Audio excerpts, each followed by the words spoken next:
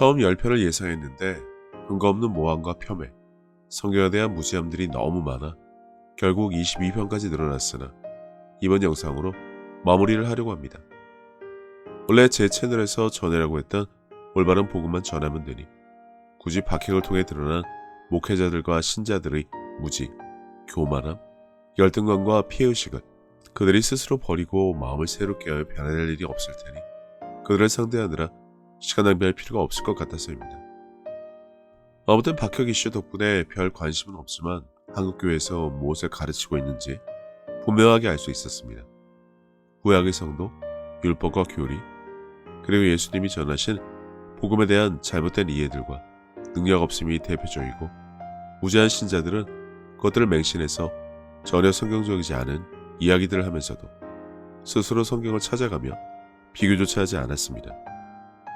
성경의 내주에 대한 이해도 없거니와 성경을 받아 방언을 말하게 한 바울과 베드로의 성경적인 증거에 대해서는 그 누구도 언급을 하지 않는 것을 봐서는 한국교회에서 누구도 이 일을 시도 때도 없이 할 줄 모른다는 것만 분명해졌습니다.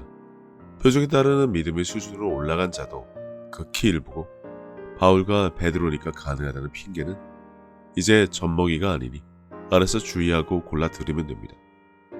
그리고 무엇보다 성급한 일반화의 오류를 대부분이 종교적이고 율법적인 생각을 가진 신자들을 통해 봤는데 육체의 가시, 소위 바울의 가시라 불려지는 것은 신약에서 공생의 기간 주님이 보여주신 모든 것을 부정하고도 남을 것으로 단정하므로 성경 전반에 대한 하나님의 사랑에 대한 믿음조차 흔들리게 만들고 나는 것을 봤습니다.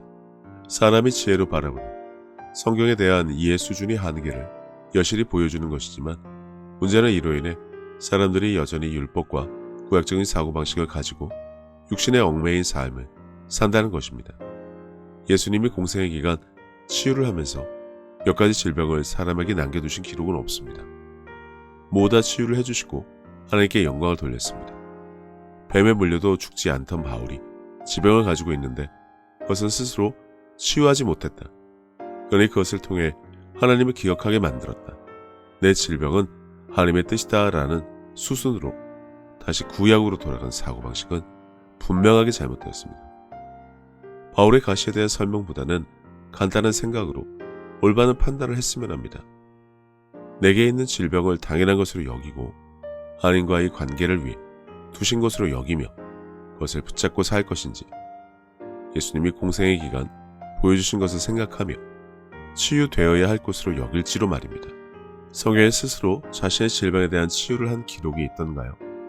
잘 기억나지 않지만 베드로가 한 것처럼 예수 이름으로 남이 아닌 자기 자신에게 명하고 병을 치유한 기록은 생각이 나지 않습니다. 그렇다고 해서 자가 셀프 치유는 불가능하다? 아닙니다. 지금 이 일은 많은 믿는 자들에게 수시로 일어나고 있습니다. 스스로 병을 고치고 치유받는 일이 가능하다는 것이죠. 쟤들이 나가 두루 전파할세 주께서 함께 역사하사 그 따른 표적으로 말씀을 확실히 증언하시니라. 표적을 통해 예수님은 말씀을 듣는 자들에게 증언을 해주셨다고 하십니다. 보지 않고는 도무지 믿지 않는 도모와 같은 자들, 지금 한국교회에도 차고 넘치는 이들이 믿게 하려면 보여주는 것 말고는 방법이 없습니다. 마치 믿는 척, 아는 척하며 허송세월을 해봐야 스스로 믿음과 관련해서 어떤 문제가 있는지 더 잘 알기 때문에 위선의 탈을 쓸 수밖에 없습니다. 믿어보려고 믿어지게 해달라고 믿음을 달라고 기도하는 이유만 봐도 충분한 증거가 될 것입니다. 만일 내가 내 아버지의 일을 행하지 아니하거든 나를 믿지 말려니와 내가 행하거든 나를 믿지 아니할지라도 그 일은 믿으라. 그러면 너희가 아버지께서 내 안에 계시고 내가 아버지 안에 있음을 깨달아 알리라 하시니.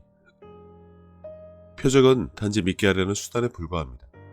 믿음이나 능력을 자랑하는 용도로 악용되어서도 안 되지만 안 된다고 해서 스스로 자책할 필요도 없습니다. 아직 표적에 따르는 수준의 믿음은 갖지 못한 것을 알고 더 단단해지도록 노력하면 그만일 뿐입니다. 단 잘못된 가르침을 통해 이것저것 기도하고 간구하고 빌어서 가져야 한다는 착각은 분명하게 버려야 합니다. 저자 예수님은 빌립에게도 말씀하셨지만 표적을 통해 동일시, 동시거주, 동교화 등으로 표현되는 그가 내 안에, 내가 그 안에를 깨달아 알기 원하신 것을 발견할 수 있어야 합니다.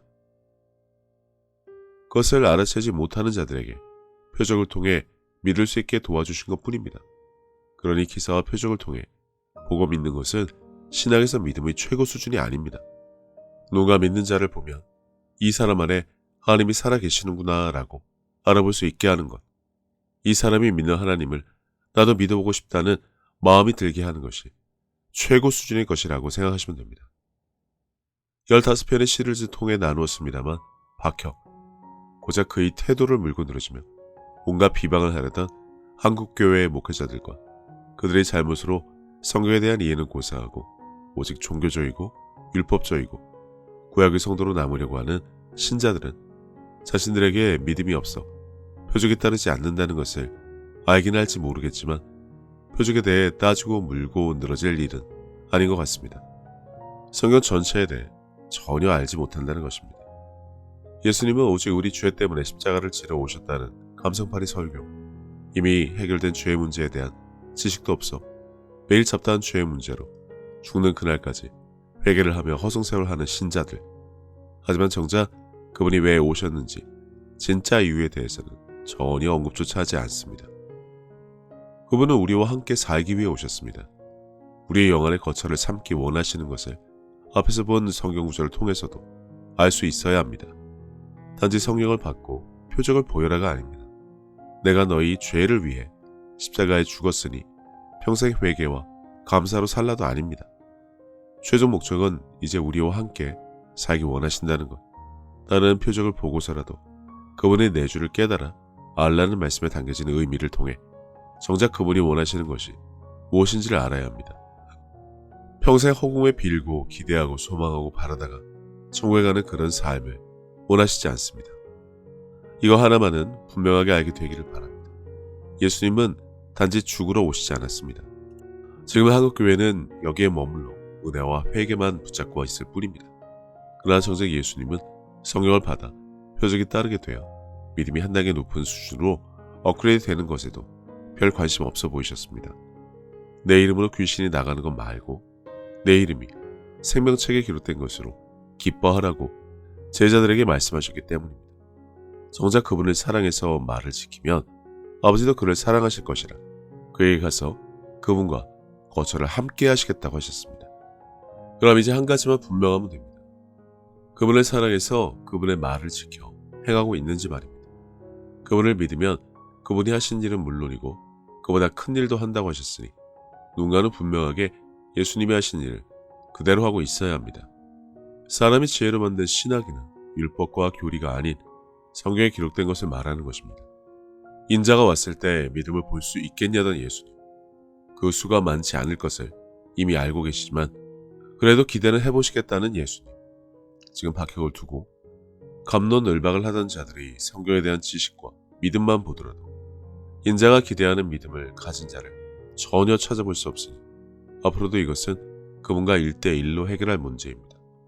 성경에 기록된 말씀과 계명과 명령에 대해 믿음으로 당신이 무엇을 행했는지 밝혀야 할 것입니다. 이것에 대한 올바른 대답을 하려면 사람이 지혜로 가르친 말씀으로는 어림도 없고 성경의 가르침으로 올바르게 이해한 복음에 대한 정확한 지식으로 가능하지만 단지 성경에 적힌 그대로의 말씀 가지고도 충분히 대답할 수 있습니다. 믿음에도 여러 단계가 있습니다. 바닥에 머물러 있을지, 표적이 따르고도 남을 믿음으로 성장할지, 그리고 표적이 아니더라도 믿는 자 안에 지금도 살아계시고 내주하시는 분을 알아볼 수 있는 수준으로 성장할지 각자의 선택과 책임에 달려있을 뿐입니다.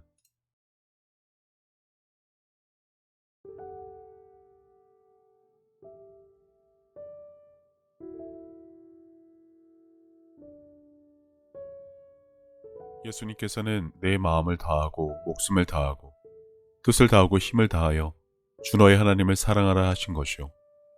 둘째는 이것이니 내 이웃을 내 자신과 같이 사랑하나 보다 더 큰 계명은 없다고 하셨습니다. 생각해보면 믿는 사람들은 이미 하나님께 받은 것이 너무나 많은 것을 아는 자들입니다.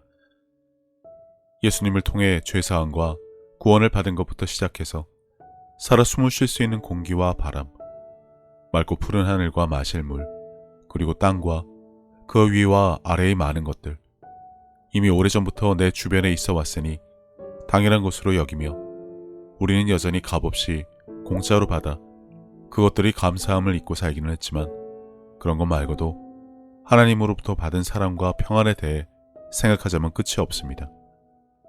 하지만 사람은 하나님으로부터 받은 그 많은 은혜를 갚을 방법이 없습니다. 그래서 하나님께서는 내 이웃을 내 몸같이 사랑하는 것으로 그것을 대신 갚으라고 하신 것인지도 모릅니다.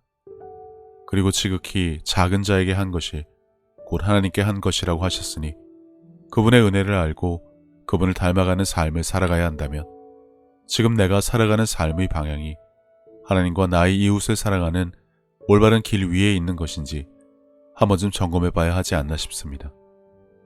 이와 같이 하나님의 뜻, 그분이 기뻐하실 일이 무엇인지 알고 내게 주어진 소명을 다하기 위해 끊임없이 힘쓰고 노력하는 것도 크리스찬들이 마땅히 해야 할 일이 아닐까라는 생각을 해봅니다. 이제는 세상 유행에 따라 요동치던 내 마음을 모두 내려놓고 혼자서 하나님의 뜻을 헤아리는 시간을 가져보시기를 권해봅니다. 하나님은 세상 모든 사람들을 사랑하십니다. 그렇기 때문에 당신이 사랑받기에 마땅한 사람인 것처럼 당신의 가족도 이웃도 그분에게는 마찬가지로 소중한 자녀들입니다.